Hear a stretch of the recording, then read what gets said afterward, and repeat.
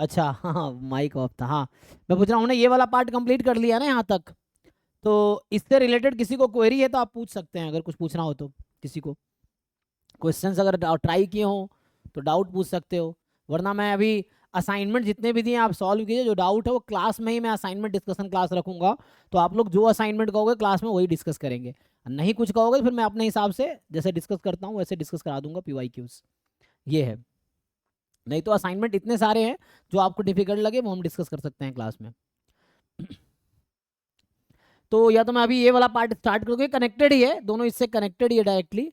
तो इसके बहुत सारी कॉन्सेप्ट हमने यहाँ ऑलरेडी यूज़ किए हैं, तो एक बार मैं इसको देख लेते हैं। तो मेनली अभी इंट्रोड्यूस कर लेते हैं टॉपिक, डीजेनरेट होता क्या है ना, ये बर्नौली क्या होता है, बाइनोमियल क्या होता है, नेगेटिव बाइनोमियल क्या है, ज्योमेट्री क्या है, पॉइजन क्या है, हाइपर ज्योमेट्री क्या है, यूनिफॉर्म क्या होता है, एक्सपोनेंशियल क्या है, डबल एक्सपोनेंशियल क्या है, फिर gamma beta, beta first and second type दोनों देखना है, नॉर्मल कॉची, और फिर बाद में इन सब की properties, inter relations and limiting cases, approximations, है ना, ये डिस्कस करने हैं।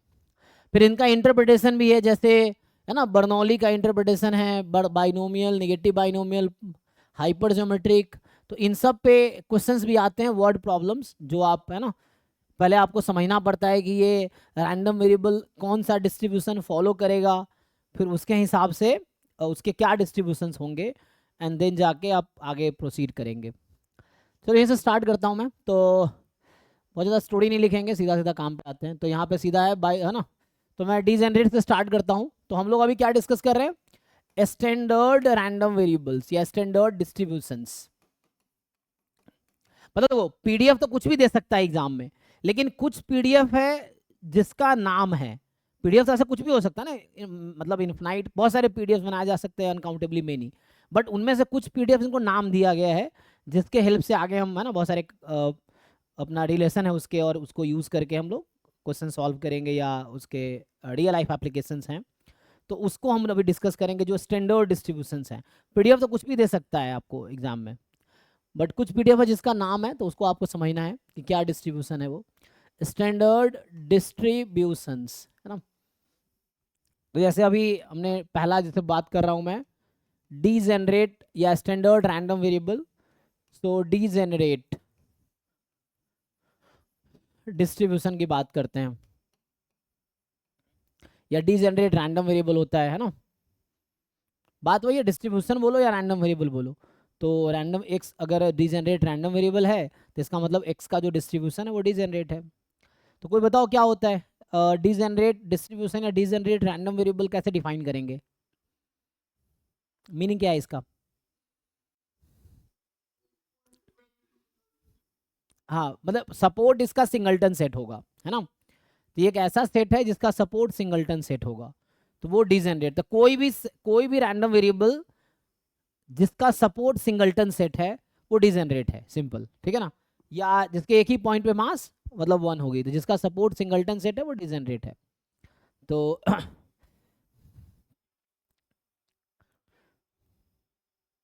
तो मेनली हमें क्या लिखना है इसके बारे में, कि जैसे मैं उतना स्टोरी नहीं लिखूंगा, सीधा बोलता हूँ ना यहाँ पे, कि हम लोग मेनली देखेंगे सपोर्ट क्या है इस रैंडम वेरिएबल का। सपोर्ट आपको समझ आता है कि सपोर्ट रैंडम वेरिएबल का मतलब है कि एक्स की वो वैल्यूज जहाँ पे PDF या PMF नॉन जीरो हो, ये डेफिनेशन है सपोर्ट का। तो जो मैं सपोर्ट यहाँ लिखूंगा वो हम लोग लिखेंगे सपोर्ट, हाँ ठीक है ऐसे लिखता हूँ, ये होगा सिंगलटन सेट। मान लो यहाँ पे मैं C लिख देता हूँ, जहाँ C कोई भी एक रियल नंबर हो सकता है, C कोई भी एक रियल नंबर हो सकता है। ये डिस्क्रीट है, तो डीजेनरेट एक डिस्क्रीट रैंडम वेरिएबल, आपको बताना पड़ेगा कौन सा डिस्क्रीट है कौन सा कॉन्टिन्यूअस है। तो ये एक्चुअली डिस्क्रीट है यहाँ पे जो इन्होंने लिखा है। तो जैसे PMF लिखूंगा वो डिस्क्रीट होगा। तो ये यहाँ से लेके और यहाँ तक यूनिफॉर्म तक, यूनिफॉर्म में दोनों होते हैं, डिस्क्रीट यूनिफॉर्म भी होता है, कॉन्टिन्यूअस यूनिफॉर्म भी होता है। तो यहाँ के बाद कॉन्टिन्यूअस है, तो यहाँ तक डिस्क्रीट है। Degenerate, Bernoulli, binomial, negative binomial, geometric, Poisson, hypergeometric और यूनिफॉर्म, ये सब डिस्क्रीट में पढ़ेंगे। तो डिस्क्रीट क्या होता है, जिसका सपोर्ट काउंटेबल सेट है, जिसका रेंज काउंटेबल सेट है, तो वो क्या है डिस्क्रीट रैंडम वेरिएबल है ना। तो हम पढ़ ही चुके हैं डिस्क्रीट क्या होता है। तो मैं बोल रहा हूँ ये भी डिस्क्रीट है क्योंकि इसका सिंगलटन सेट है, और इसका जो पीएमएफ होगा, सो प्रोबेबिलिटी मास फंक्शन, सो जो पीएमएफ है क्या होगा, probability x is equal to C is equal to 1।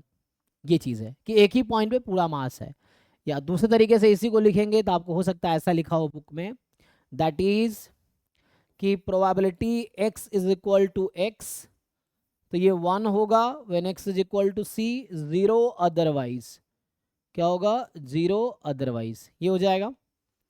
तो यहाँ से आ जाएगा। और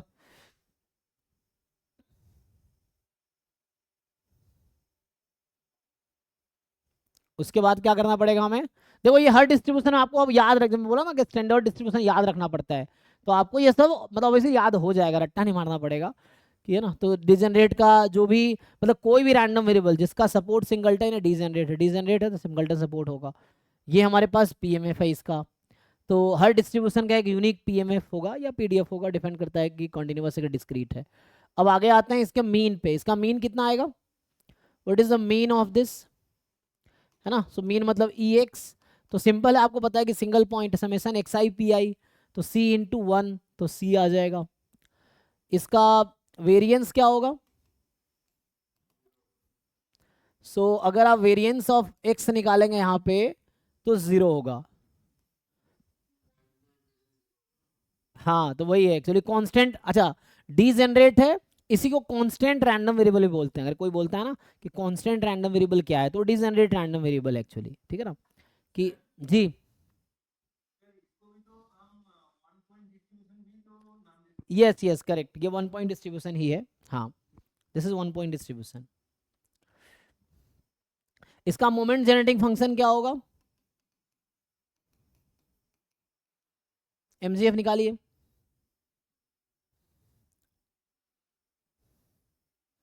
सोडियम मोमेंट जनरेटिंग फंक्शन,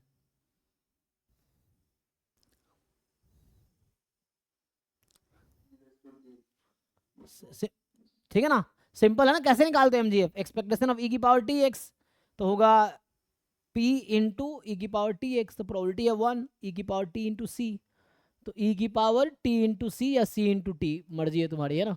ई की पावर सी टी हो गया। तो इसका कुछ है ना यूनिक प्रॉपर्टी है, जैसे मैं अगर थ्योरम के तौर पे इसी को लिखूं, सो थ्योरम होता है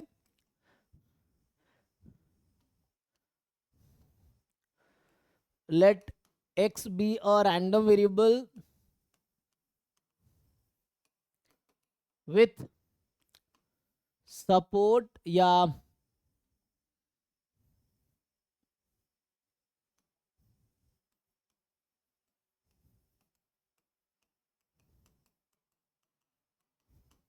सिंगलटन सेट या 1 point distribution if and only if x is degenerate random variable. तो और कोई दूसरा डिस्ट्रीब्यूशन नहीं होगा जिसका सपोर्ट सिंगलटन होगा। दूसरी इसकी एक कैरेक्टराइजेशन प्रॉपर्टी ये है कि variance of x is 0 if and only if x is degenerate random variable, ठीक है ना। तो सिर्फ डीजेनरेट का ही वेरिएंस 0 होगा, या किसी भी रैंडम वेरिएबल का वेरिएंस 0 हो जाता है तो मतलब वो डीजेनरेट है, या डी मतलब डीजेनरेट के अलावा ऐसा कोई डिस्ट्रीब्यूशन नहीं है, कोई पीडीएफ नहीं है, चाहे स्टैंडर्ड हो या स्टैंडर्ड ना हो, ऐसा कोई पीडीएफ नहीं है जिसका वेरिएंस 0 हो जाए। अगर वेरिएंस 0 है तो इसका मतलब वो डीजेनरेट है, डीजेनरेट के अलावा कुछ नहीं है, ठीक है ना। तो ये यूनिक डिस्ट्रीब्यूशन, इसका वेरिएंस 0 होता है। इसके अलावा किसी भी डिस्ट्रीब्यूशन का, किसी भी पीडीएफ का या पीएमएफ का वेरिएंस 0 नहीं हो सकता, ठीक है। तो ये यूनिक प्रॉपर्टी है इसकी।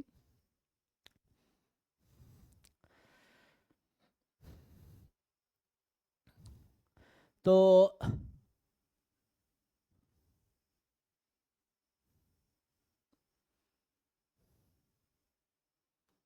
ठीक है आगे, तो ये इसके कुछ प्रॉपर्टीज, इसके कुछ पूछना हो तो बता सकते हो किसी को इसके बारे में। अभी मैं बेसिक इंट्रोड्यूस कर रहा हूँ हर टॉपिक को, और उसके अकॉर्डिंग हम देखते हैं आगे क्या है। बर्नौली, हाँ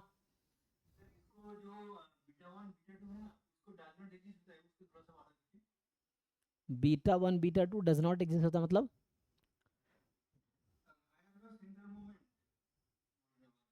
क्यों एग्जिस्ट नहीं करता? अगर तुम बोलो कि ई एक्स इसका कितना आया है, सी ई एक्स किसमें कोएफिशिएंट?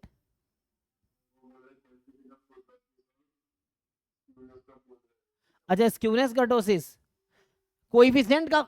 अरे भाई तुम देखो, एक तो पहली बात नोटेशन, मैं अलग बुक पढ़ा हूँ, तुम अलग बुक पढ़े हो, तो तुम जो बुक में नोटेशन देख रहे हो बीटा अल्फा म्यू समथिंग, कोई जरूरी नहीं वही नोटेशन मैं फॉलो करता हूँ। तो एग्जैक्टली उसका मीनिंग बताओ, पूछना क्या चाह रहे हो? वो थोड़ी थोड़ी बीटा तुम जो नोटे बीटा मैं कुछ और समझ जाऊंगा, मैं पावर समझ जाऊंगा, कुछ और कुछ भी समझ जाऊंगा वैसे में नोटेशन बताओगे तो। जरूरी है कि जो बुक तुम पढ़ रहे हो, जो नोटेशन तुम्हें पता वही नोटेशन मुझे ही पता, जरूरी थोड़ी है।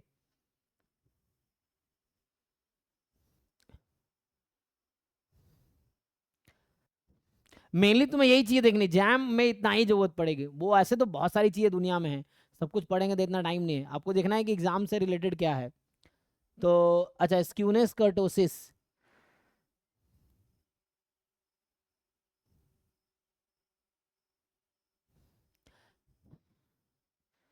देखो यहाँ पे एक्चुअली जनरली जो स्क्यूनेस कर्टोसिस की जो बात होती है ना, वो मेनली कॉन्टिन्यूस रैंडम वेरिएबल के लिए होती है। तुमने देखा होगा जहाँ भी हम लोग जनरली जो बात करते हैं स्क्यूनेस कर्टोसिस की, किसके लिए बात करते हैं? जनरली वो कॉन्टिन्यूस के लिए बात करते हैं, क्योंकि उसका पीडीएफ ना, क्योंकि नॉर्मल के रेस्पेक्ट में कंपेयर किया जाता है, इसका तो डिस्क्रीट में उस तरह से हिस्टोग्राम पीएमएफ जो बनता है वो हिस्टोग्राम टाइप का बनता है ना, ये है। तो उसकी यहाँ पे ज़रूरत नहीं पड़ेगी, वो अभी डिस्कस करने का टाइम वेस्ट करने का ज़रूरत नहीं है, उसकी जैम में ज़रूरत भी नहीं पड़ेगी और उसकी अभी ज़रूरत नहीं है। तो अभी सिर्फ हम लोग स्टैंडर्ड डिस्ट्रीब्यूशन को इंट्रोड्यूस कर रहे हैं, थ्योरम्स प्रॉपर्टीज आगे डिस्कस करेंगे मेनली, तो अभी उसको स्किप करो, उसकी ज़रूरत नहीं है। सेकेंड क्या है हमारे पास, Bernoulli random variable, Bernoulli distribution. तो ये क्या है? अभी मैं बहुत ज़्यादा थ्योरम्स नहीं लिखूंगा, ज़्यादा बेसिक जो प्रॉपर्टीज डिस्ट्रीब्यूशन को जैसे इंट्रोड्यूस कर रहे हैं कि डिस्ट्रीब्यूशन होता क्या है। जैसे कुछ नए बच्चे होंगे जिनको पता ही नहीं होगा कि किस डिस्ट्रीब्यूशन का क्या पीएमएफ होता है, क्या पीडीएफ होता है ना, याद नहीं होगा, तो वो आपको देखना है जो हम आगे यूज़ कर रहे थे नोटेशंस। तो इसका नोटेशन तो एक तो ये है इसका, है ना, तो ये तो नोटेशन इसका क्या ही है, इसका नोटेशन लिखोगे तो वही x is degenerate at that point, तो इसका कोई खास नोटेशन तो है नहीं, रहने दो। इसको हम लोग क्या लिखते हैं यहाँ पे कि एक्स होगा बर्नौली पी, ये नोटेशन रहता है। तो हम कैसे डिफाइन करते हैं बर्नौली का? बर्नौली का पीएमएफ क्या होता है? सिंपल, जैसे मैं अगर सपोर्ट लिखूं अभी, चलो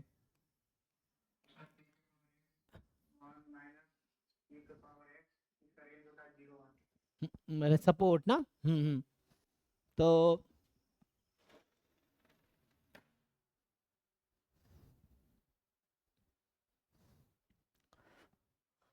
इसका सपोर्ट क्या होगा? इसमें सपोर्ट है, इसका सपोर्ट है 0,1, ठीक है ना, सपोर्ट फिक्स है। और इसका पीएमएफ जैसे आप बता रहे हो कि ऐसे लिख सकते हैं कि p की पावर x 1 माइनस पी की पावर 1 माइनस एक्स, जहाँ x की वैल्यू 0 या 1 हो सकती है।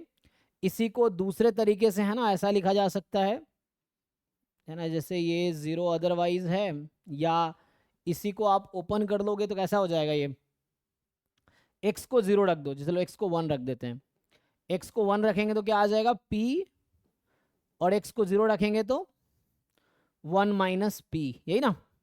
सो x को 1 रखेंगे तो p, x को 0 रखेंगे 1 माइनस पी, एंड 0 अदरवाइज। सो ये पीएमएफ है इसका। तो जब भी आप लिखेंगे x बर्नौली है तो इसका मतलब ये वाला पीएमएफ है, ये यूज़ करो, ये सेम ही चीज़ है।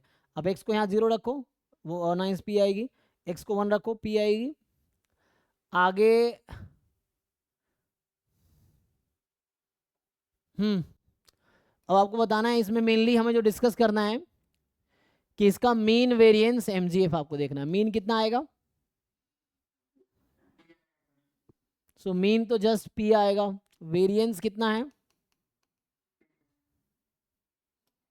पी इंटू क्यू, और क्यू क्या है 1 माइनस पी, है ना। हाँ, तो ये p इंटू 1 माइनस पी, या इसको p इंटू क्यू बोल सकते हैं। तो जब भी हम q लिखेंगे मतलब 1 माइनस पी लिखेंगे। तो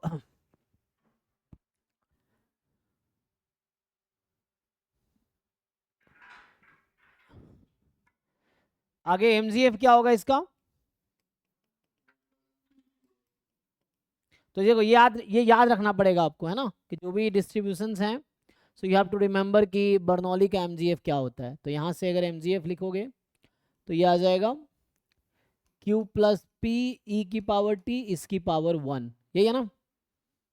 ये बेसिक इन्फॉर्मेशन यही है, मेनली तुम्हें यही याद रखना है, और इतना सारा चीज़ें स्क्यूनेस कर्टोसिस सबका याद रखने की जरूरत नहीं है, डायरेक्ट पूछेगा नहीं तो वो सब, अभी तुम सीधा ये याद रखो, इतना ही काफ़ी है। नवल म्यूट कर लो। तो यहाँ से क्या आ गया, ठीक है ना? तो support PMF mean variance MGF, अभी इतना ही देखना है। अगला क्या आता है? Binomial distribution. बाइनोमियल में क्या होगा, फिर इसको रिलेट करते हैं।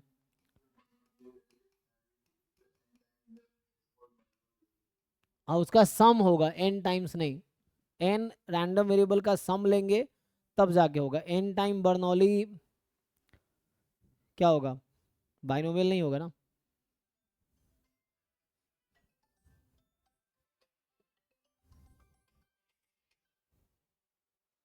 तो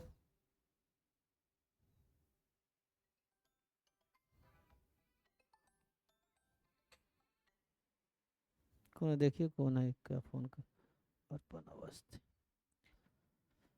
हाँ, तो इसका नोटेशन जो है x is binomial n comma P, यही है ना? तो ये तो इसका लिखते हैं उस तरह से।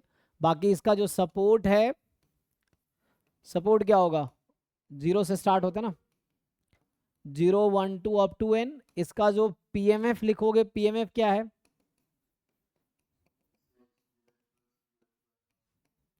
हाँ, q raise to n minus x, जहाँ x की वैल्यू 0 1 अप टू n तक जाएगी। फिर इस केस में मीन कितना आता है, तो सिंपल है np, है ना? सो अभी बेसिक ये देख लो, मेनली मैं न्यू लोगों के लिए इंट्रोड्यूस कर रहा हूँ। जो वेरिएंस x है, अच्छा ये सिग्मा स्क्वायर, तो sigma square is n p q. M G F क्या है, तो ये होगा q प्लस पी ई की पावर t इसकी पावर n, जहाँ q 1 माइनस पी, तो ये आपको याद रखना है, ठीक है ना? तो मैं सारे डिस्ट्रीब्यूशन के बारे में भी लिख देता हूँ, हालांकि इसका इंटरप्रिटेशन भी है। तो इसी में अगर आप नोट कर सकते हो कि सिंपल है ना, एक थ्योरम अगर लिखूंगा, तो जो बाइनोमियल में अगर आप 1 कॉमा पी लिखेंगे, n को अगर आप 1 रख दो, जहाँ जहाँ आपको n दिख रहा है, अगर आपने 1 रख दिया तो ये 0 1 हो जाएगा। ये 1 चूज x, तो ये 1 ही हो जाएगा, x चाहे 0 1 कुछ भी ले लो, ये 0 1 हो जाएगी। यहाँ p पी क्यू, यहाँ पावर 1, तो ये क्या बन जाएगा, बर्नौली। तो आप लोग जानते होंगे बाइनोमियल 1p जो है, this is identically distributed with, identically distributed है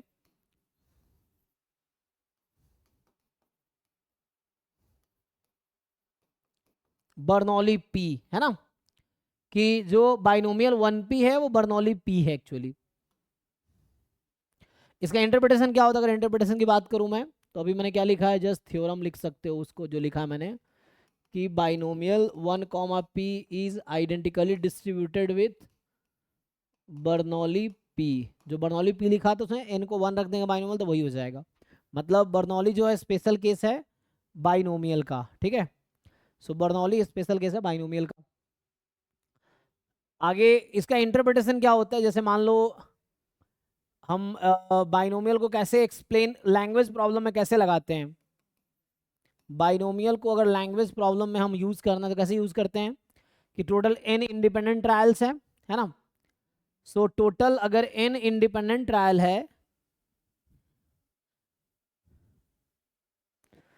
जी जी अभी आगे कराऊंगा मैं, एडिटिव प्रॉपर्टी और ये सब आगे हम डिस्कस करेंगे उसके बाद। एक बार पहले सारे डिस्ट्रीब्यूशन लिख देता हूँ, फिर वो थ्योरम्स जो आएगा, इंटर रिलेशंस और थ्योरम्स हम आगे डिस्कस करेंगे। तो पहले एक बार सारे डिस्ट्रीब्यूशन पढ़ लो ताकि इसको थ्योरम से रिलेट कर पाएंगे। तो इसमें क्या होता है कि एक एक्सपेरिमेंट है, एन एक्सपेरिमेंट या कोई रैंडम एक्सपेरिमेंट है, और रैंडम एक्सपेरिमेंट, एक रैंडम एक्सपेरिमेंट होगा, consist of n trials, consist of n IID trials, जिसको हम बर्नौली ट्रायल भी बोलते हैं, है ना, ये बर्नौली ट्रायल्स जो होते हैं वो आईआईडी ट्रायल्स होते हैं। सो बर्नौली ट्रायल्स जहाँ लिखा रहेगा मतलब वो आईआईडी ट्रायल्स। बर्नौली डिस्ट्रीब्यूशन अलग है, बर्नौली ट्रायल्स अलग है। जैसे कोई एक्सपेरिमेंट है, उसमें हमने 100 टाइम कॉइन को टॉस किया, तो यहाँ 100 ट्रायल्स हैं। तो जो ट्रायल्स हैं बाइनोमियल में, बर्नौली ट्रायल होने चाहिए। बर्नौली ट्रायल कब होगी? तो उसके लिए कंडीशन आईआईडी ट्रायल्स होंगे। आईआईडी क्या होता है कि एक ट्रायल जो हो दूसरे ट्रायल से इंडिपेंडेंट होगा। दूसरी चीज़, हर ट्रायल आइडेंटिकली डिस्ट्रीब्यूटेड होगी। तो इसका ये मतलब हो गया कि जो ट्रायल्स हैं ईच ट्रायल पे सक्सेस की प्रोबेबिलिटी सेम रहेगी, हर ट्रायल इंडिपेंडेंट होगा, और यहाँ ट्रायल फाइनाइट होना चाहिए। और क्या कंडीशन है? मेनली ये तीन है, सक्सेस की प्रोबेबिलिटी सेम होगी, इंडिपेंडेंट होगी, और फाइनाइट नंबर ऑफ ट्रायल्स होने चाहिए। हाँ, this trial can be repeated under identical conditions. हाँ,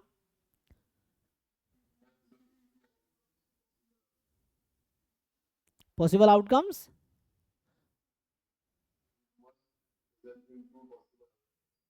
नहीं नहीं वो तो, हाँ यस, यहाँ पे हाँ, तो एक कंडीशन वो भी हो गया कि आईआईडी ट्रायल्स हो गए हैविंग ओनली टू, ठीक है ना।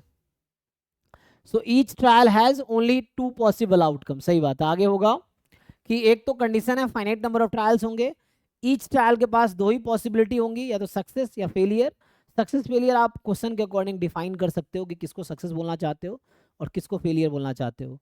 फिर है ना, तो इंडिपेंडेंट आइडेंटिकली डिस्ट्रीब्यूटेड ट्रायल्स हैं। फिर उसके बाद है ना बर्नौली ट्रायल हो गया। तो समझ आया ना, आईआईडी ट्रायल मतलब एक ट्रायल दूसरे ट्रायल से इंडिपेंडेंट है। दूसरी चीज, हर ट्रायल पे सक्सेस की प्रोबेबिलिटी कॉमन है। ईच ट्रायल के पास टू पॉसिबल आउटकम है, सक्सेस और फेलियर। चौथी हो गई कि फाइनाइट नंबर ऑफ ट्रायल्स होने चाहिए यहाँ पे, ये है। So IID trials, each trial has only two possible outcomes, only two possible outcomes होगा, ठीक है, सक्सेस और फेलियर, है ना। तो इसको क्या डिफाइन हम लोग करते हैं, सक्सेस, एक सक्सेस होगा और फेलियर होगा, ये है सक्सेस एंड फेलियर। उसके बाद एक्स यहाँ क्या रिप्रेजेंट करता है, तो मान लो n ट्रायल्स हैं, तो x किसको रिप्रेजेंट करेगा? बाइनोमियल डिस्ट्रीब्यूशन में x का मीनिंग क्या होगा? What is meaning of x? क्या डिफाइन करते हैं आप? हाँ, हम लोग जनरली, तो हम लोग नंबर ऑफ सक्सेसेस, है ना, इन n ट्रायल्स या n बर्नौली ट्रायल्स, ये है। सो n बर्नौली ट्रायल में, ये बर्नौली ट्रायल मतलब बर्नौली डिस्ट्रीब्यूशन मत समझना, वो अलग चीज था। ट्रायल को बर्नौली ट्रायल बोला गया, n ट्रायल्स लिख सकते हो आप सिंपली, है ना। तो बर्नौली ट्रायल लिखने का मतलब वही चार कंडीशन है, फाइनाइट नंबर ऑफ ट्रायल होंगे, n फाइनाइट होगा, सक्सेस की प्रोबेबिलिटी हर बार सेम होगी, इंडिपेंडेंट होगा, और हर ट्रायल में दो ही पॉसिबिलिटी होगी, सक्सेस और फेलियर। तो ये बर्नौली ट्रायल का मतलब है। क्यों नॉन नेगेटिव होगा? तुम सही कह रहे हो, तुम सही कह रहे हो, हाँ सही कह रहे हो, लेकिन क्यों होगा ऐसा, क्यों सोच रहे हो तुम?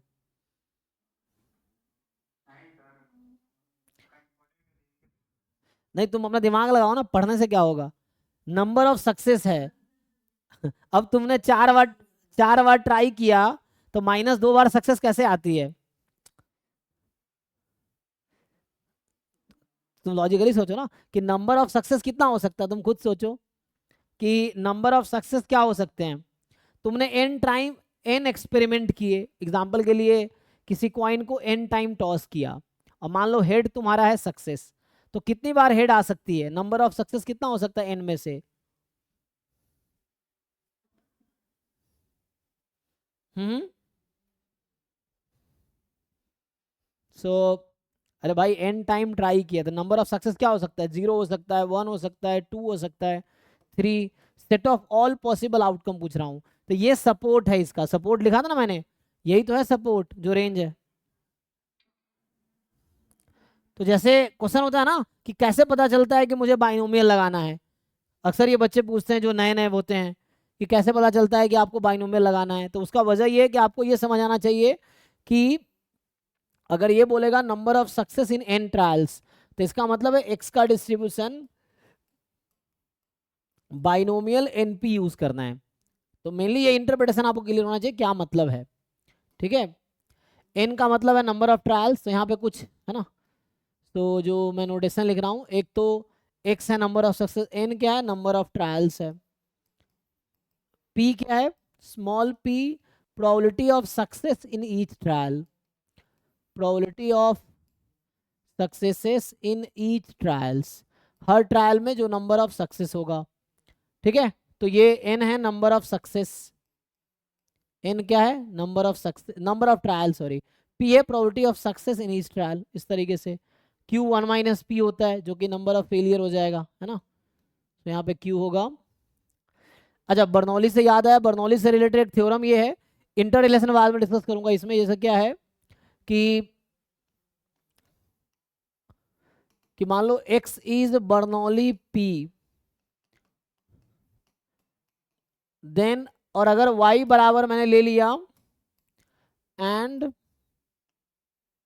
y बराबर x की पावर n है, तो इसका डिस्ट्रीब्यूशन क्या होगा,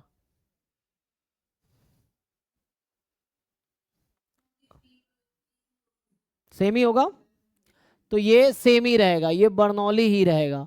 उसकी वजह ये है कि जैसे बर्नौली में सपोर्ट क्या होता है 0 1, तो x की वैल्यू 0 1 है। आपको याद होगा कि हम ट्रांसफॉर्मेशन कैसे करते थे डिस्क्रीट में, तो हम पहले y का सपोर्ट निकालेंगे, तो y का सपोर्ट निकालोगे है ना, ये for all n belongs to natural number, n कुछ भी ले लो तो 0 1 ही रहेगी, अब जो भी प्रोबेबिलिटी आएगी सेम ही रहेगी, है ना। तो इसीलिए अगर x बर्नौली p है तो x की पावर n भी बर्नौली p ही होगी। एक तो ये थ्योरम है, अभी आगे देखते हैं। तो यहाँ मैं लिख रहा हूँ ना, q था 1 माइनस p, मतलब probability of failure in each trial, है ना, probability of failure in each trial.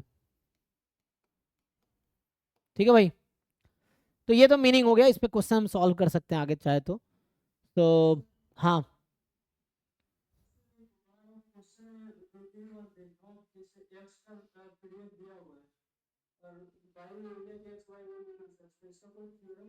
Ji ji, theorem भी है उसके, थ्योरम्स हैं कई, बीटा में थ्योरम है इसके, बीटा डिस्ट्रीब्यूशन में इस तरह के थ्योरम्स है।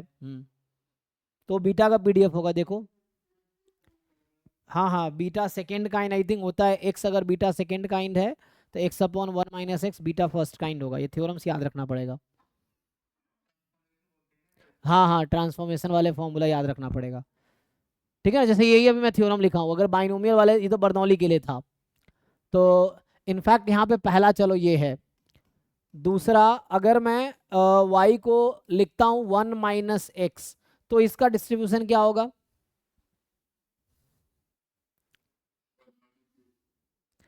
तो ये अब तुम ट्रांसफॉर्मेशन से देखो, प्रूफ मैं नहीं लिख रहा हूँ, चाहो तो खुद भी तुम प्रूफ कर सकते हो ट्रांसफॉर्मेशन से, या मोमेंट जेनरेटिंग फंक्शन से भी प्रूफ हो जाएगा। तो अभी जैसे ये हो गया बर्नौली, ये आ जाएगा 1 माइनस पी जो कि क्यू है ना, तो p की जगह 1 माइनस पी क्यू बोल सकते हो। तो 1 माइनस एक्स का जो डिस्ट्रीब्यूशन होगा बर्नौली 1 माइनस पी मतलब क्यू हो जाएगा। तो ये एक रिजल्ट है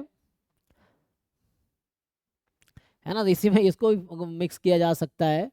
तो अगर मैं इसी को जैसे इसी में मिक्स कर दूं कि y अगर 1 माइनस एक्स की पावर n होगा, तो ये भी सेम ही होगा, बर्नौली 1 माइनस पी होगा, चाहे n तुम कोई भी नेचुरल नंबर ले लो। तो इसी पे एग्जाम में थ्योरम बनाए जा सकते हैं या क्वेश्चंस बनाया जा सकता है, स्टेटमेंट 4 स्टेटमेंट देगा, पूछ लेगा कि ट्रू फॉल्स बताओ, तो इस तरह के रिजल्ट्स होंगे।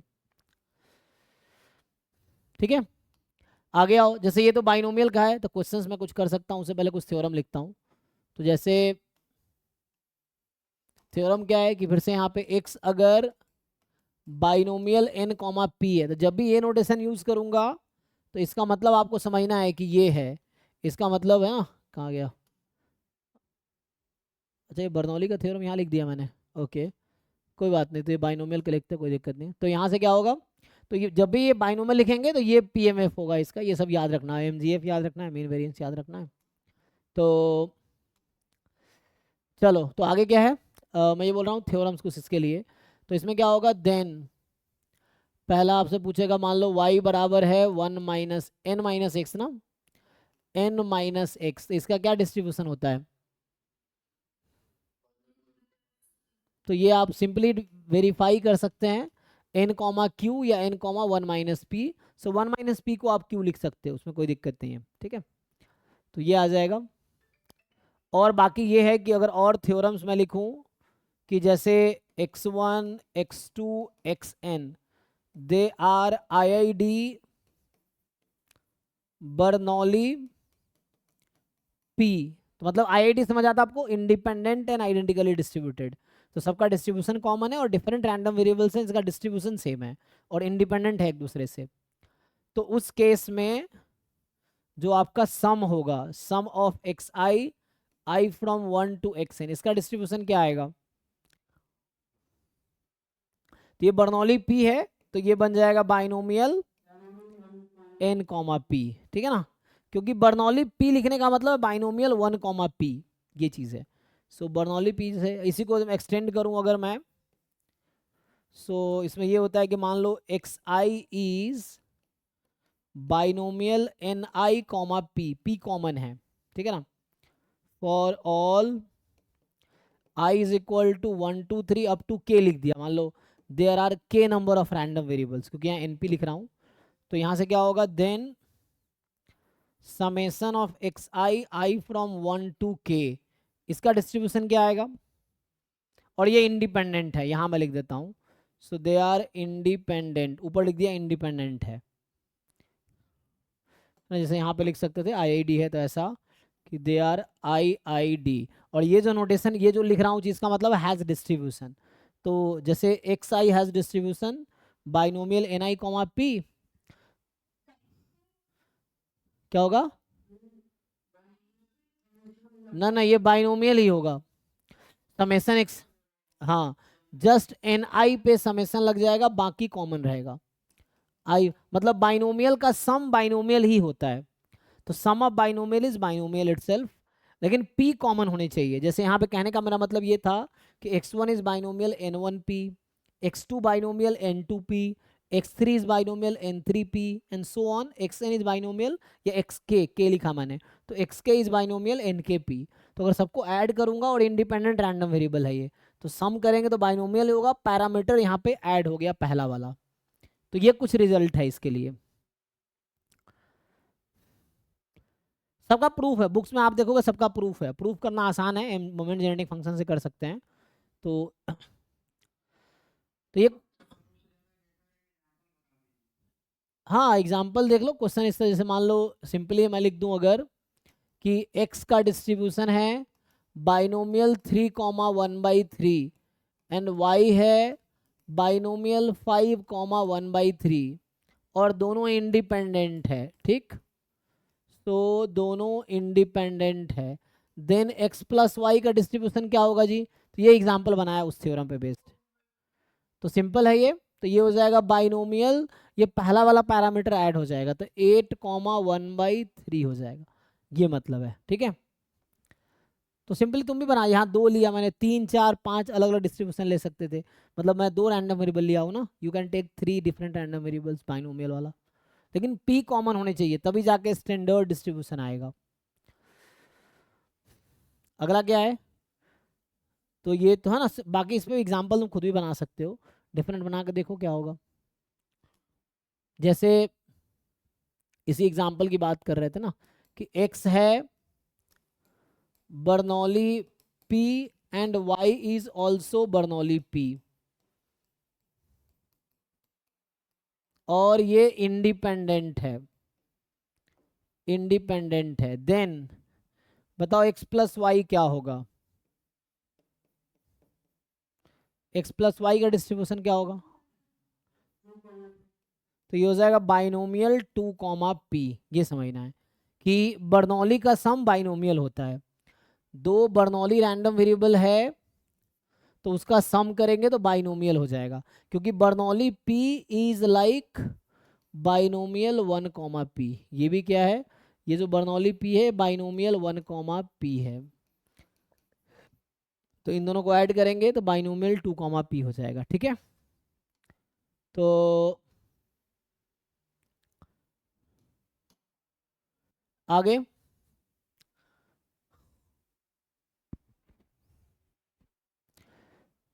तो ये एग्जाम्पल्स इस पे, ठीक है। आगे बढ़ता हूँ, तो एक दो क्वेश्चन ऐसे आ जाते हैं, अभी मैंने कुछ दिन पहले भी लिखा था ना, ऐसे क्वेश्चंस होते हैं कि if a coin is tossed, मान लो n टाइम्स, इस तरह के एग्जाम में भी क्वेश्चन पूछता है और आपसे पूछेगा coin is tossed n times, एक राइटिंग समझ आ रहा है if a coin is tossed n times, तो हमने एक कॉइन को n टाइम टॉस किया, तो क्वेश्चन है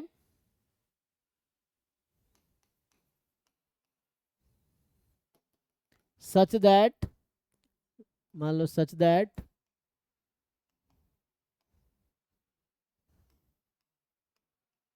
ये जैम में आ चुका है इस तरह questions, probability of getting at least one head is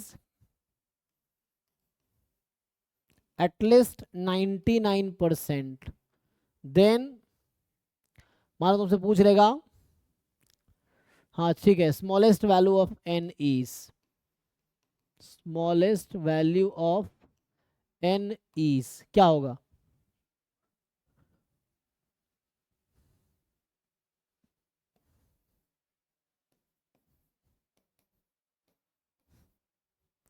एक कॉइन को n टाइम टॉस किया इस तरीके से कि probability of getting at least one head, HEAD है ना, हेड इज एटलीस्ट 99%, तो बताओ क्या होगी n की value, the smallest value of n क्या होगी,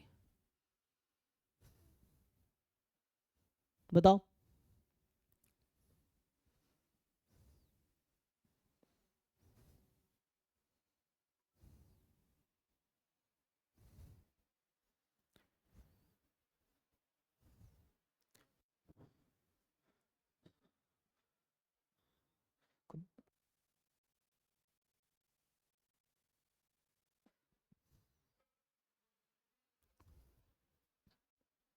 हाँ जी, क्या आंसर आया?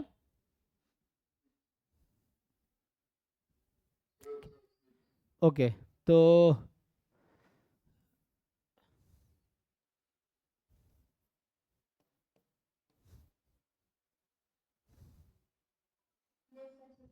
ठीक है ना। ओके, तो यहाँ पे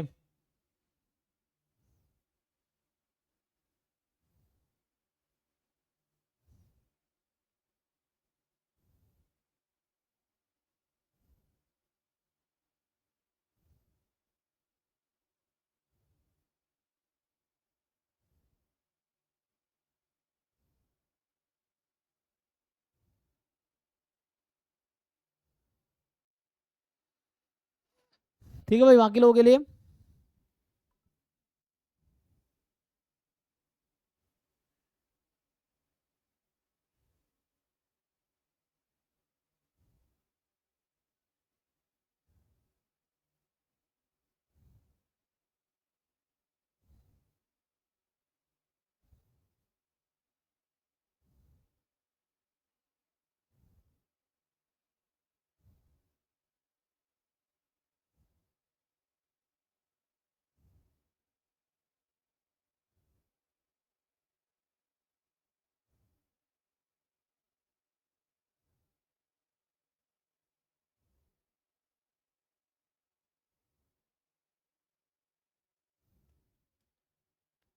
चलिए, तो यहाँ से क्या होगा,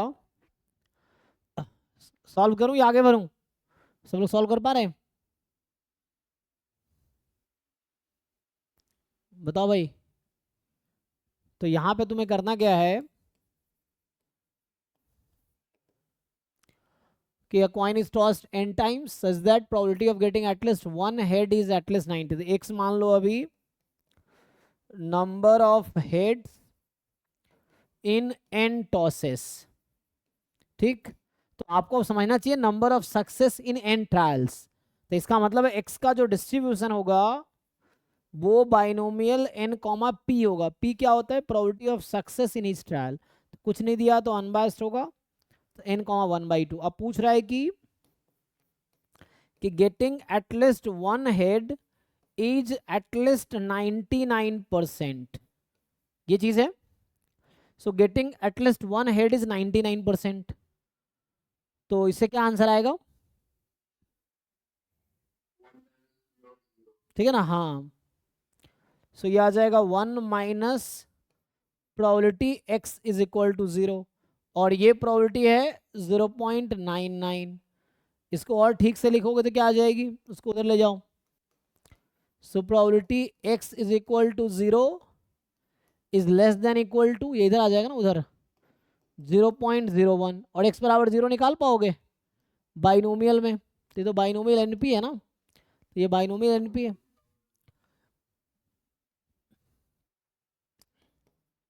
तो यहाँ से x बराबर 0 अगर फाइंड करोगे तो आ जाएगा NC0, मतलब वही है ना, तुम अगर चाहो तो वैसे लिख लो, NC0 p की पावर 0 1 माइनस पी, p तो हाफ ही है, सो हेड की प्रोबेबिलिटी हाफ की पावर 0 हाफ की पावर n, ये हो गया। ये लेस देन इक्वल टू 0.01 मतलब 1/100, तो ये हो जाएगा 1 1, तो 1/2 की power n less than equal to 1/100, तो इसका मतलब है 2 की power n more than equal to 100।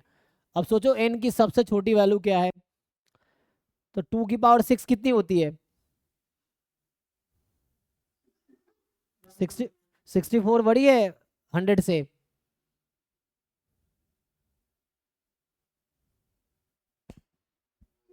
फिर देखना n की सबसे छोटी वैल्यू क्या होगी जो इसको सेटिस्फाई करे। What is the smallest natural number that satisfy this? फिर 6 कैसे, तो 6 कैसे आया था? से- ठीक, ठीक है ना, तो यहाँ से n जो सेटिस्फाई कर रहा है वो ये सब है, 7 8 9 10 11 12 सब सेटिस्फाई करेगा। तो स्मॉलेस्ट वैल्यू क्या आ गई? स्मॉलेस्ट वैल्यू जो आ गई वो 7 है। ठीक है, ध्यान से कैलकुलेशन करो, ये सब एग्जाम में आएगा और ये सब ऑप्शन होंगे, 4 5 6 7 8 आया हुआ भी है ऑलरेडी। अब PYQ करोगे जैम का दिखेगा। तो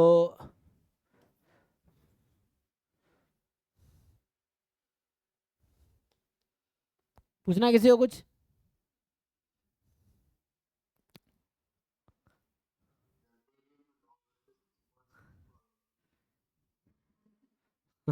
तो 6 हो जाएगा आंसर। डबल क्वेश्चन कह रहा है ना, तुम समझो ना, देखो probability of getting at least one head, तो ये एटलीस्ट वन हेड का क्या मतलब होता है? x more than equal to 1 is at least 99%, इसका क्या मतलब है? More than equal to 99/100। तो क्वेश्चन ढंग से पढ़ोगे तो समझ आ जाएगा।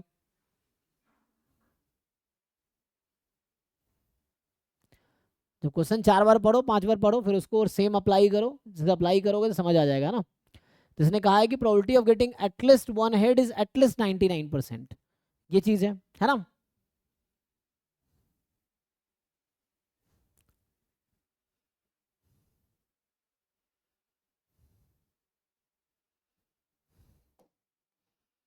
जैसे इस तरह कई बार क्वेश्चन आते हैं कि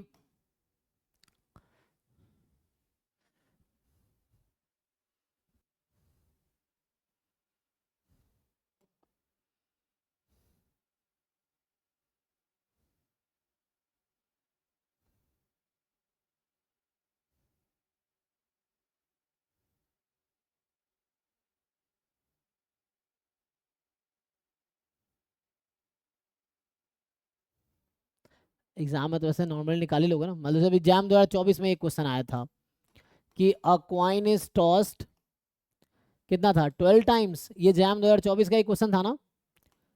देन मान लो तुमसे पूछ लूं सिंपली, मैं आसान क्वेश्चन पूछ लेता हूँ। अच्छा, तो है ना, a coin is tossed 12 time then probability of getting, मान लो तुमसे पूछ ले एटलीस्ट 2 हेड्स इज, ये जैम 2024 का क्वेश्चन है जो क्लास 12th में भी है, मतलब इससे रिलेटेड ही होगा, वर्ड टू वर्ड हो सकता है सेम ना हो। तो इस तरह क्वेश्चन पूछ लेता है जैम में, जैम 2024 में ये क्वेश्चन आया था। तो ये सब तो मुश्किल नहीं है ना।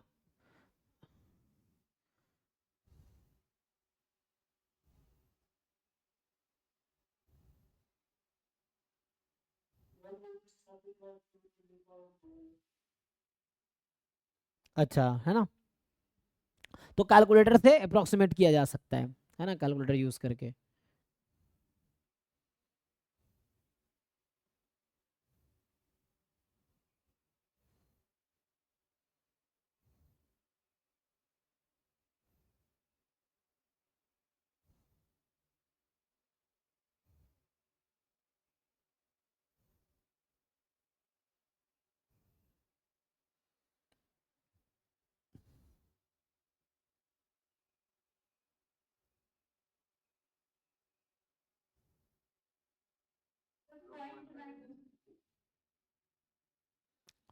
.92,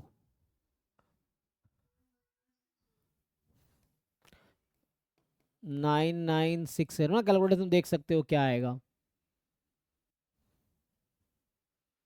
मतलब कुछ है नहीं ना, निकाल तो लोगे ही आप लोग, कुछ करने की जरूरत नहीं है ना। तो यहाँ भी x है, number of heads in 12 trials, यही है। तो x का डिस्ट्रीब्यूशन होगा बाइनोमियल 12, 1/2। अब आपसे पूछ रहा है क्या प्रोबेबिलिटी है x एटलीस्ट 2, तो एटलीस्ट 2 का मतलब 1 minus probability x less than 2, यही है। एटलीस्ट 2 का मतलब मोर देन इक्वल टू, तो ये हो गया। तो इसका मतलब 1 माइनस प्रोबेबिलिटी 0 पे और प्रोबेबिलिटी 1 पे, यही है। अब ये कर लो, इजी है, मतलब ये तो कुछ खास नहीं है। सो 1 माइनस 12c0, तो ये 1/2 की पावर 12 हो जाएगी। ये निकालोगे 12c1, तो 12 टाइम 1/2 की पावर 12 हो जाएगी भाई। तो बस इसको कैलकुलेटर से अप्रोक्सीमेट कर लो, जो भी आएगा ये आंसर है। तो इस तरह क्वेश्चन आसान है, बस यहाँ तुम्हें पकड़ना है कैसे क्या डिस्ट्रीब्यूशन होगा, ये तुमसे चेक करना चाह रहा है, एंड देन तुम इजीली अप्लाई कर लो।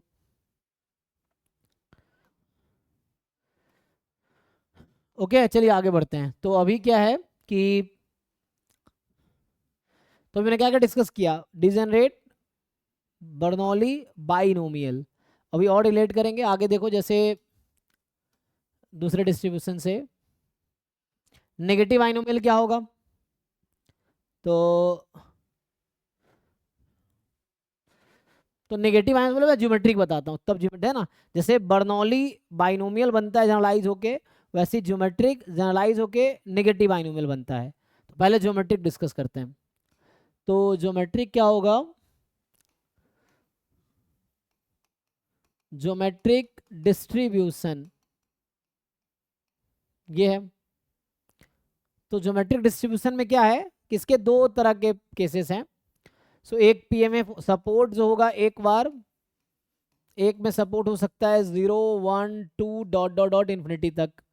दूसरा जो केस है, दो केस है इसमें, मतलब दो है ना, टू, मैं बीच में रखता हूँ ना, तो यहाँ से उसकी वजह है, मैं बताऊंगा क्यों, उसकी वजह क्या है। तो ज्योमेट्रिक में दो केसेस हैं। दूसरे वाले केस में जो होता है, सपोर्ट होगा 1, 2, 3 अप टू इन्फिनिटी, ठीक है ना, इन्फिनिटी तक जाएगी। तो एक में सपोर्ट होगा 0 से इन्फिनिटी, एक में सपोर्ट होगा 1 से इन्फिनिटी। इस वाले केस में पीएमएफ होगा x is equal to, x कितना होगा, q की पावर x इंटू पी, जहां जब x 0, 1, 2 इस तरह से है, और यहाँ पे जो आपका पीएमएफ आएगा q की power x minus 1 into p. तो x की value 1, 2, 3 dot dot dot dot चलेगी इस तरह से, ठीक है ना। दोनों में पीएमएफ डिफरेंस थोड़ा सा देखो क्या है। और यहाँ पे जो आएगा mean support, PMF, mean variance, MGF, बताओ भाई।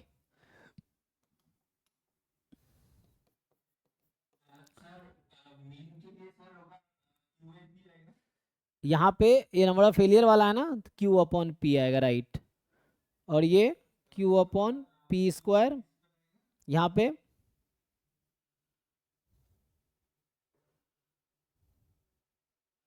एमजीएफ इस वाले केस में क्या होगा,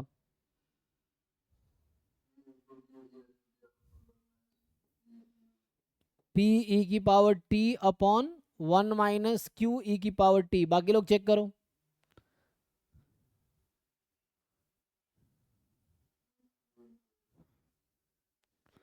यही ना? तो किस केस में होगा किस में नहीं होगा डिसाइड करो। एक में सपोर्ट 1 से स्टार्ट है और एक में सपोर्ट 0 से स्टार्ट है। चेक करो तुम जो बता रहे हो कौन से वाला बता रहे हो, क्या होगा? अच्छा, तो यहाँ पे क्या होता है आगे, इसमें मीन कितना होगा और इसमें वेरिएंस कितना है और इसका, अरे तो बताना पड़ेगा ना, बाकी लोग बताओ। तो इसका मीन आएगा 1/p, सॉरी 1/q, जैसे वहाँ पे सॉरी क्यू बाई है ना 1/p, ठीक है हाँ। फिर यहाँ q/p है ना, q/p², और यहाँ क्या आएगा mgf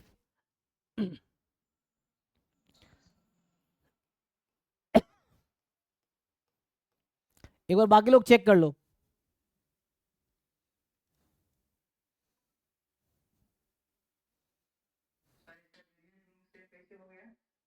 हाँ वो सेम होगा, उसकी वजह ये है क्योंकि एक रैंडम वेरिएबल ये जो है ना, अगर मान लो ये x1 है और ये x2 है, तो जो x1 + 1 करोगे तो x2 के इक्वल आता है, इसीलिए वेरिएंस इक्वल है। मान लो ये x2 है वो x1 है, तो जो जिन दोनों में रिलेशन है वो है x2 = x1 + 1, इसीलिए। मीन कैसे सेम होगा, तुम खुद ही दोनों तरफ मीन लगाओ, मीन कैसे सेम होगा? थोड़ी दिमाग यूज करो भाई, इसको एक्सप्लेन करता हूँ मैं। इसको अभी मैं इसका इंटरप्रिटेशन डिस्कस करता हूँ। ये तो बेसिक मैथमेटिकल इंफॉर्मेशन हो गया, जो इंटरप्रिटेशन है इसका,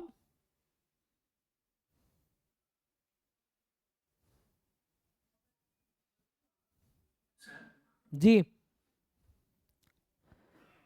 पूछो।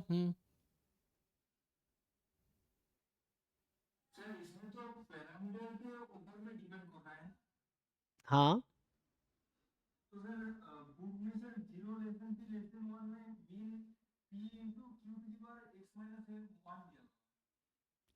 क्या क्या क्या मीन, क्यों वैसा क्यों लिखेंगे? मीन में एक्स कहाँ से आएगा, मीन तो नंबर है, फिक्स नंबर है। वो गलत लिख, कुछ गलत लिखे, कुछ और देख रहे हो तुम, वो गलत। मीन में एक्स कैसे आ जाएगा? मीन तो सिर्फ पैरामीटर पे डिपेंड करता है, पी क्यू पे, तो एक्स क्यों आएगा मीन में?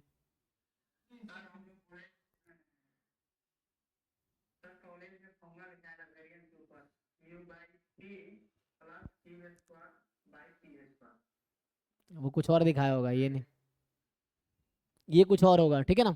अभी मैं बात करता हूँ इसका इंटरप्रिटेशन डिस्कस करता हूँ। देखो इंटरप्रिटेशन क्या है, जो मैं कह रहा था रिलेशन है, देखो ठीक से। तो इसका जो इंटरप्रिटेशन होता है उसमें ये है कि मान लो an experiment is performed until we get first success। तो यहाँ एक्सपेरिमेंट क्या है कि एक एक्सपेरिमेंट को हम तब तक रिपीट करेंगे जब तक कि पहली बार सक्सेस ना आ जाए। अच्छा, एक्चुअली जो ईच ट्रायल होगा, तो यहाँ भी ईच ट्रायल जो होगा वो बर्नौली ट्रायल होगा। जो ज्योमेट्रिक डिस्ट्रीब्यूशन है, एक एक्सपेरिमेंट है जिसमें n ट्रायल्स हैं। सो तो ईच ट्रायल जो होगा, each trial has only 2 possible outcomes. यहाँ भी वही है, 2 पॉसिबल आउटकम्स, क्या क्या होगा, सक्सेस और फेलियर। इसका इंटरप्रिटेशन डिस्कस कर रहा हूं मैं, ठीक है ना, सक्सेस और फेलियर। और टोटल ट्रायल कितने होंगे फिक्स नहीं है, कितने भी ट्रायल हो सकते हैं, लेकिन उस ट्रायल में क्या है कि तब तक होगा जब तक कि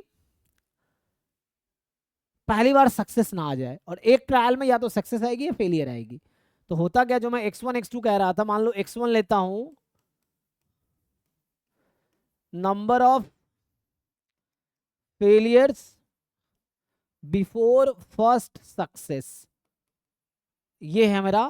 तो तुम्हें याद रखना पड़ेगा, ये जो लाइन लिखी है ये ज्योमेट्रिक डिस्ट्रीब्यूशन फॉलो करती है। तो ये ज्योमेट्रिक रैंडम वेरिएबल का ये मीनिंग है, इंटरप्रिटेशन है कि number of failure before first success, ये जो रैंडम वेरिएबल है ये ज्योमेट्रिक डिस्ट्रीब्यूशन फॉलो करेगी। कौन सी वाली? तो तुम खुद सोचो कि इसका सपोर्ट क्या होगा, इस वाले केस में सपोर्ट क्या आएगा।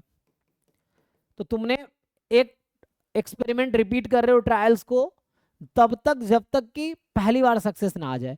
तुम्हें क्या लगता है, तो क्या क्या पॉसिबिलिटी है नंबर ऑफ फेलियर्स की, कितनी बार फेलियर आ सकता है पहले सक्सेस आने तक, है ना? तो हो सकता है कि पहले ट्रायल में ही सक्सेस आ जाए, तो नंबर ऑफ फेलियर 0 हो गया। हमें यहाँ फेलियर काउंट करना है, we have to count the failure. हम यहाँ क्या काउंट करें, number of failure before first success. तो यहाँ से 0 1 2, ये इसका है ना। मान लो दूसरी बार में सक्सेस आया, तो पहली बार फेलियर आया होगा, तो एक फेलियर हो गया। इस तरह चलता जाएगा तब तक जब तक कि पहली बार सक्सेस ना आ जाए। तो ये इसका सपोर्ट है। इसका अगर पीएमएफ लिखूंगा मैं, so probability x1 is equal to, मैं प्रूफ कर रहा हूँ कि पीएमएफ आया कैसे, वो इसीलिए क्योंकि इसको इंटरप्रेट कर रहे हैं ना। तो इसका क्या मतलब है कि टोटल ट्रायल, मतलब टोटल कितने, हमें एक सक्सेस चाहिए लेकिन उससे पहले कितने फेलियर हुए। इसका मतलब है कि x failures before first success, x failure before first success, ये चीज है। सो x फेलियर आया पहले सक्सेस से पहले, पहला सक्सेस आने से पहले x नंबर ऑफ फेलियर्स आ गए, है ना। तो x failures before first success. बताओ भाई, तो क्या प्रोबेबिलिटी होगी इसकी। तो टोटल x फेलियर है और एक सक्सेस चाहिए, टोटल ट्रायल कितने हो गए यहाँ पे, क्योंकि हम एक्सपेरिमेंट तभी परफॉर्म करेंगे जब तक कि फर्स्ट सक्सेस ना आ जाए। तो मैंने कहा एक्स फेलियर आया पहले सक्सेस आने से पहले, तो टोटल कितने ट्रायल हो गए हमारे पास, x+1, है ना। x+1 टोटल ट्रायल है, लेकिन लास्ट वाला जो ट्रायल है उस पर सक्सेस आया हुआ है, और सक्सेस की प्रोबेबिलिटी हम लोग p लेते हैं। और यहाँ भी जो ट्रायल्स है वो IID ट्रायल्स है, ठीक है ना। सो ट्रायल्स यहाँ भी IID होंगे, मतलब ये जो ट्रायल है ना ये बर्नौली ट्रायल होंगे यहाँ भी। तो ये जो ट्रायल्स हैं इस केस में भी, चाहे बाइनोमियल डिस्ट्रीब्यूशन है, नेगेटिव बाइनोमियल है या ज्योमेट्रिक है, इन सब में ट्रायल्स बर्नौली ट्रायल होते हैं। सो एक्स फेलियर ना, तो एक्स नंबर ऑफ फेलियर चाहिए बिफोर फर्स्ट सक्सेस। तो एक तो लास्ट तो सक्सेस ही है, तो पहले जो एक्स ट्रायल हुए उसमें, नहीं ट्रायल तो x+1 हुए है ना, x+1 ट्रायल हुए उसमें, है ना। तो क्या करोगे, कैसे निकालोगे पीएमएफ।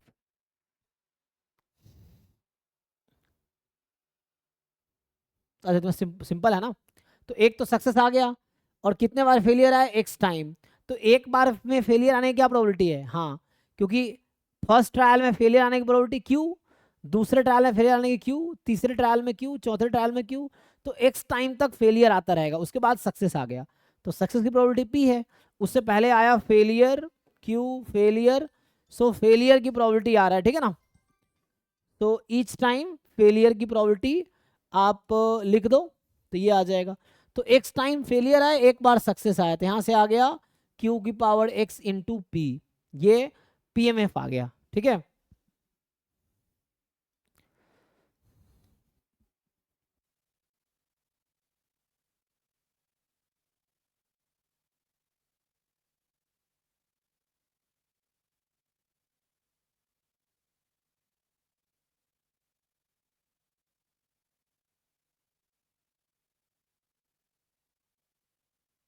हाँ जी, तो देखो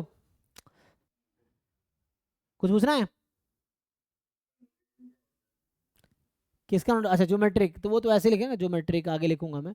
तो ये हो गया कि ऐसे लिखेंगे कि x बिलोंग्स टू, ऐसे लिखा रहेगा ज्योमेट्रिक p, शॉर्ट में लिख लो या पूरा लिख लो, जैसे वो इसका कोई खास नहीं है, ज्योमेट्रिक p हो जाएगा, वही चीज़ है, आप ऐसे लिख सकते हो। शॉर्ट में लिखना है तो x इज ज्योमेट्रिक p, ऐसा लिखेंगे हम लोग। तो ठीक है यहाँ तक भाई, देखो तो probability x1 is equal to x जो हो जाएगा वो q की पावर x इंटू बी, कैसे आया ये बता रहा हूँ। दूसरा इंटरप्रिटेशन, बाकी तो इन्फॉर्मेशन बता ही दी है मैंने, तो बाकी इन्फॉर्मेशन तो यहाँ लिखा हुआ ही है, ठीक है। वैसे दूसरा बता देता हूँ। तो ये पीएमएफ कैसे बना कि एक्स टाइम फेलियर आया, ये एक्स टाइम्स फेलियर आया, उसके बाद सक्सेस आया, तब जाके एक सक्सेस आया, तो ये था। तो तुम्हें याद क्या रखना है कि ये जो number of failure before first success है, ये एक रैंडम वेरिएबल है जिसका डिस्ट्रीब्यूशन होगा ज्योमेट्रिक पी, और ज्योमेट्रिक में कौन सा वाला ज्योमेट्रिक, तो जिसका ये पीएमएफ होगा, जिसका ये वाला सपोर्ट होगा। दूसरा केस क्या है, x2 लिख देता हूँ, देखो इसी में लिख देता हूँ मैं। तो जब x2 लिखूंगा तो x2 डिफाइन करेंगे नंबर ऑफ ट्रायल्स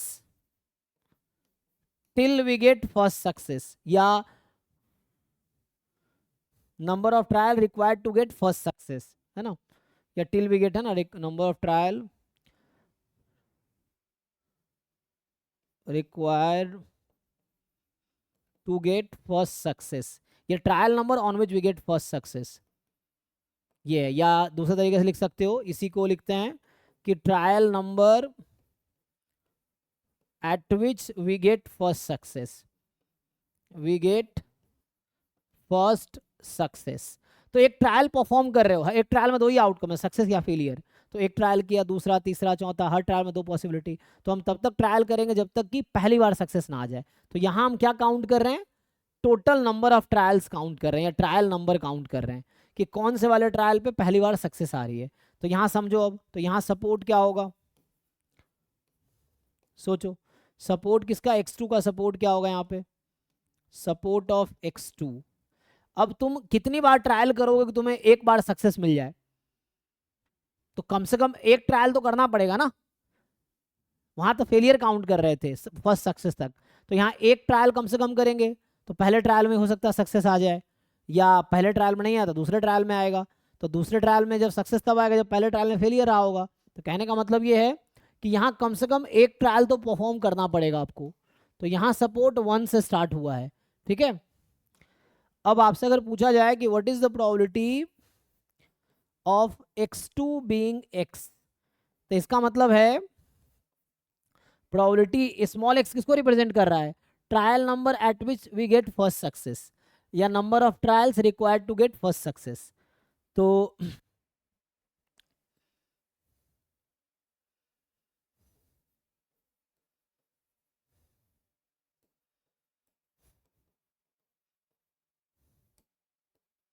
या है ना, at trial number x we get the first success.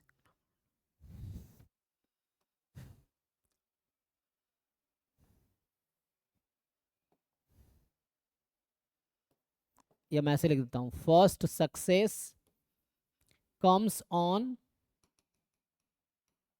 ठीक है ना, first success comes on xth trial. तो एक्सवां ट्रायल पे पहला सक्सेस मिला, इसका क्या मतलब है, जो एक्स्थ ट्रायल है उस पर पहला सक्सेस मिला, तो उससे पहले क्या मिले होंगे, फेलियर। तो फेलियर कितने ट्रायल पे आया होगा, x-1, ठीक है ना। तो टोटल x ट्रायल परफॉर्म हुआ, लास्ट ट्रायल पे सक्सेस आया, तो उसके पहले जो x-1 ट्रायल्स है उसमें फेलियर मिला एक्चुअली। तो यहां हुआ कि पहला सक्सेस आखिरी ट्रायल पे आ रहा है, तो x ट्रायल टोटल परफॉर्म हुआ यहाँ पे। तो यहाँ x-1 ट्रायल पे आपके पास फेलियर्स आए।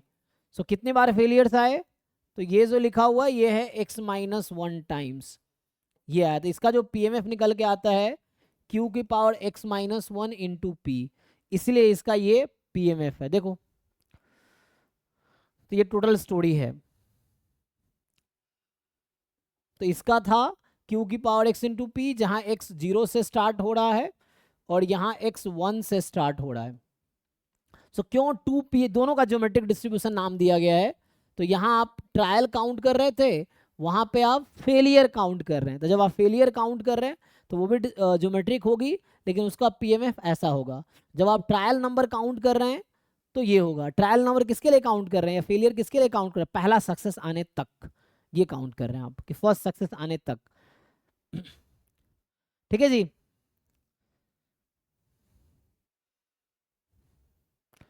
बाकी स्टोरी तो यहाँ है, क्वेश्चन करना चाहो तो क्वेश्चन करा देता हूँ एक दो। सो देखो एक दो क्वेश्चन करके। हालांकि ये क्वेश्चन बहुत आसान होगा, इसके तुम अगर बिना डिस्ट्रीब्यूशन नहीं भी जानते हो तब भी कर लोगे। मान लो होगा कि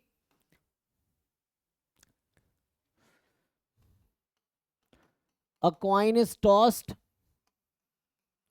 अनटिल, या कॉइन तो बहुत केस हो गया, डाइस वाला केस लेते हैं। So a die is rolled until we get, a die is rolled until we get a 6 on the upper face, इस तरह से है फेस।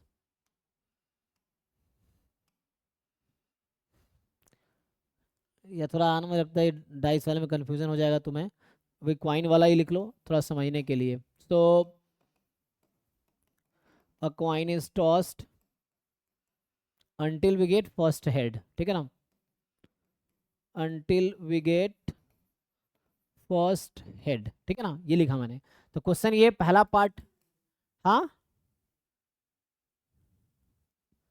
अब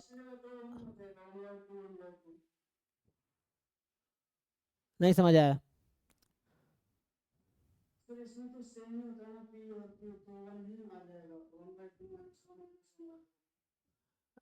नहीं नहीं रुक जाओ। तो हाँ कोई दिक्कत नहीं है ना, तो उसकी कोई दिक्कत नहीं है, तुम सब प्रोबेबिलिटी चेंज कर दो, चेंज करना चाहते हो चेंज कर लो। सो प्रोबेबिलिटी ऑफ हेड लिख देता हूँ, वेयर मान लो तुम चाहते हो तो चलो ऐसा कर देता हूँ, हेड की प्रोबेबिलिटी 1/3 है और टेल की प्रोबेबिलिटी 2/3 है, मान लो ऐसा कर दिया यहाँ पे। ठीक, अब देखो तो यहाँ पे पहला पार्ट है कि find the probability that 5 tails comes before first head. एक तो इस तरह से पूछ सकता है, तो डिस्ट्रीब्यूशन नहीं भी पता तब भी तुम कर लोगे, फिर होगा find the probability that first head comes on 10th toss. जैसे ये क्वेश्चन है, बहुत आसान क्वेश्चन है ये, करके देखो।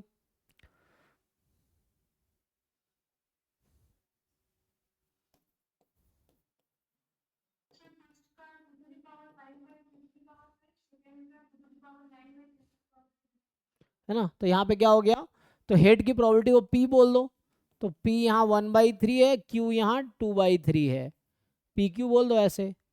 तो यहाँ क्या कर रहे हैं हम लोग, 5 tail comes before first head, पहले हेड आने से पहले 5 बार टेल आ चुका है, इसकी क्या प्रोबेबिलिटी है।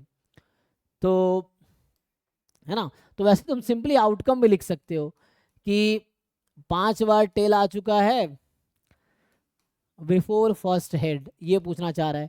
तो यहाँ तो बहुत आसान केसेस हैं कि, है ना, तो टेल की प्रोबेबिलिटी जो होगी उसकी power 5, then probability of head, इसको ऐसा लिख लो क्यू की पावर 5 इंटू पी, तो वो तो जो है हमारे पास 2/3 की 5 इंटू 1/3 ये आ जाएगी। जो दूसरा पार्ट है उसमें क्या है, उसमें पूछ रहा है कि find the probability that first head comes on 10th toss, इसका मतलब पहले 9 बार टेल आया होगा, तो इसका या तो ऐसे समझ लो ये है, या वैसे भी तुम ज्योमेट्रिक लगाना है तो तुम डिस्ट्रीब्यूशन लगाओ, डिस्ट्रीब्यूशन वही जो है क्यू की पावर एक्स इंटू पी। यहाँ क्या होगा कि टोटल हेड की जो प्रोबेबिलिटी है, मतलब टेल आया 9 बार, देन एक बार हेड आया, मतलब वही क्यू की पावर 9 इंटू पी, तो यहाँ 2/3 की पावर 9 इंटू पी।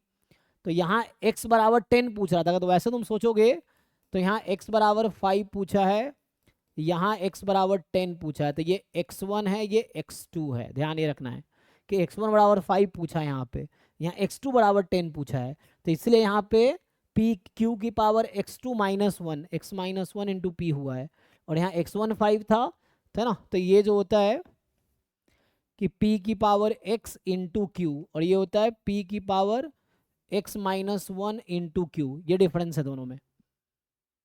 अब तुम अपने तरीके से रिलेट करो, अगर तुम्हें समझ आया है तो, या जैसे तुम्हें समझ आ रहा वैसे सॉल्व कर लो अपने तरीके से। ठीक है भाई, देखो एक और क्वेश्चन पूछता हूँ, देखो ये पूछना है किसी को इसमें कुछ,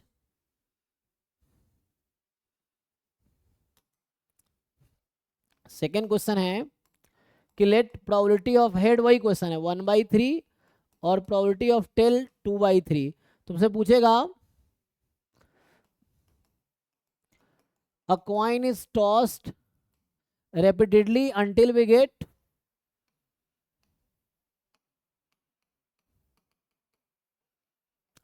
get first head, हम तब तक टॉस करें जब तक पहली बार हेड ना आ जाए। तो पहला पार्ट मेरा है कि क्या what is expected number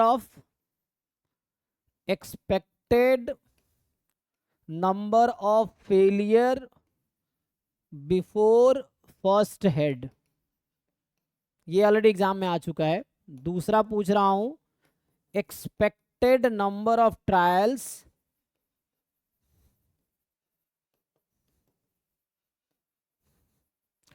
before first head. बताइए।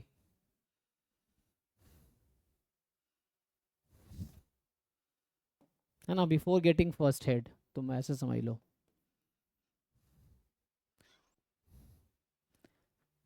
समझ आ रहा है क्वेश्चन? बताइए।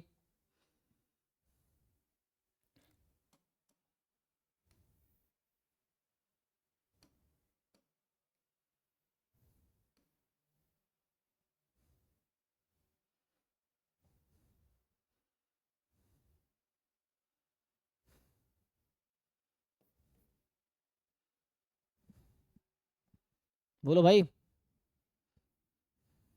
तो यहाँ क्या हो रहा है? एक्सपेक्टेड, एक्सपेक्टेड मतलब expectations, number of failure before first head. तो ये कौन सा रैंडम वेरिएबल, इसी का नाम मैंने x1 रखा था ना अभी। तो ये इनडायरेक्टली तुमसे e ऑफ x1 पूछ रहा है। यहाँ expected number of trials before first head, तो यहाँ एक्सपेक्टेशन ऑफ x2 पूछ रहा है। अब तो बता दोगे आंसर, बताओ।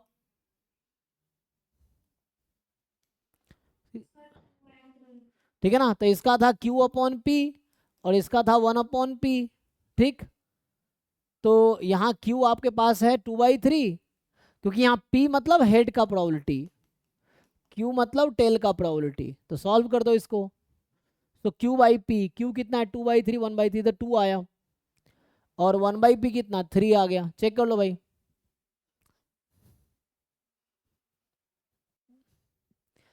x1 का एक्सपेक्टेशन वही नंबर ऑफ फेलियर वाला था, q अपॉन p फॉर्मूला था। नंबर ऑफ ट्रायल वाले में x2 नाम रखा है, देख लो एक बारी। तो ये जो नंबर ऑफ फेलियर वाला ये pmf है, q की पावर x इंटू पी। और इस वाले केस में जो ex1 होता है वो q अपॉन पी है, वेरिएंस x1 है q अपॉन पी स्क्वायर। इसका mgf था, ठीक है ना, क्या कह रहा है? नंबर ऑफ फेलियर ना, तो p e की पावर t, नहीं फेलियर वाला ना, तो ये p से स्टार्ट होगा, p upon 1 minus Q E की पावर t, यही था। इस वाले केस में इसका ex था, x1 था, इसका ex 1/p था, इसका variance q upon p square ही था। और यहाँ पे जो mx t है ये हमारे पास p e की power t upon 1 minus Q E की पावर t। अच्छा तुम रिलेशन देखो, यहाँ number of failure before first success, यहाँ फेलियर काउंट कर रहे हैं। यहाँ number of trial before first success, trials क्या होता है? Success plus failure. तो यहाँ ट्रायल है, सक्सेस फेलियर दोनों इंक्लूडेड है, यहाँ जस्ट फेलियर इंक्लूडेड है। तो अगर मैं बोल रहा था इन दोनों में रिलेशन क्या है, मैं कह रहा था ना रिलेशन, तो इन दोनों में रिलेशन क्या है? सो यहाँ रिलेशन ये है कि क्या रिलेशन दोनों में है? x2 है नंबर ऑफ ट्रायल्स और x1 है नंबर ऑफ फेलियर्स, और सक्सेस कितना चाहिए आपको? एक। दोनों में एक ही सक्सेस चाहिए, तो ये रिलेशन है इसमें, x1 प्लस 1 बराबर x2। अब भाई नवल तुम देखो, तुम कह रहे थे मीन अलग क्यों है, तो यहां से निकालोगे x2 बराबर 1 प्लस ex1 होगा। जब हम वेरिएंस लगाते हैं कांस्टेंट का वेरिएंस 0 हो जाता है, अगर तुम्हें याद हो तो यहां से आएगा वेरिएंस ऑफ x2 बराबर वेरिएंस ऑफ x1। तो तुम्हें ये प्रॉपर्टी याद होना चाहिए कि होता क्या है, रिमार्क में लिख देता हूं, expectation of ax plus b होता है aex प्लस बी। ये सब याद रखना पड़ेगा तभी यूज कर पाओगे, वरना एग्जाम तक सब भूल जाओगे।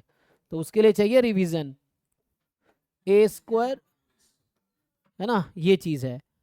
तो वेरिएंस में क्या है, कांस्टेंट वाले का वेरिएंस 0 हो जाता है। जैसे मैं अगर इसी में तीसरा चौथा पॉइंट लिख दूं तो एक्सपेक्टेशन ऑफ कांस्टेंट कांस्टेंट ही होता है, और वेरिएंस ऑफ कांस्टेंट 0 हो जाता है। ये कांस्टेंट वही है जो डिजेनरेट रैंडम वेरिएबल है, डिजेनरेट का वेरिएंस 0 होता है, इसीलिए। तो ये वेरिएंस और मीन की प्रॉपर्टी है। सो देख लो, तो मैं बोल रहा हूँ x1 x2 में क्या रिलेशन है ना। तो इस x1 x2 में जो रिलेशन है x1 + 1 बराबर x2, x2 ट्रायल काउंट कर रहा है और दोनों ज्योमेट्रिक है। सी भाई यही स्टॉप करेंगे आज। तो मैंने भी क्या डिस्कस किया आज, मेनली मैं इंट्रोड्यूस कर रहा हूँ, अच्छा थ्योरम भी है इस पे, तो कल मैं यहीं से स्टार्ट करता हूँ ज्योमेट्रिक से। तो Bernoulli degenerate Bernoulli binomial geometric, कल मैं ज्योमेट्रिक से स्टार्ट करूंगा, ठीक है। तो geometric, negative binomial, hyper geometric, ये सब पे क्वेश्चन आएंगे, वर्ड प्रॉब्लम्स, वहाँ तुम्हें पहचानना पड़ेगा कि वो बाइनोमियल है या ज्योमेट्रिक है या नेगेटिव बाइनोमियल है या हाइपर ज्योमेट्रिक है। इन 4 डिस्ट्रीब्यूशन पे वर्ड प्रॉब्लम आएंगे जो तुम्हें खुद समझना पड़ेगा कि इस लैंग्वेज में कौन सा डिस्ट्रीब्यूशन यूज होगा। तो उसके लिए तुम्हें मीनिंग पता हो कि किसका क्या मीनिंग है, जैसे ये मीनिंग मतलब ये पता हो कि ये ज्योमेट्रिक है, ये भी ज्योमेट्रिक है। बाइनोमियल था number of success in an trial, तो वहाँ सक्सेस रैंडम है, ट्रायल फिक्स है। यहाँ पे ट्रायल रैंडम है, सक्सेस फिक्स है ना, यहाँ सक्सेस फिक्स कर रखा है। तो इसको रिवाइज करो ठीक से, और अगले क्लास में कल हम लोग ज्योमेट्रिक से स्टार्ट करेंगे। तो आज यहीं स्टॉप करता हूँ, चलो थैंक यू।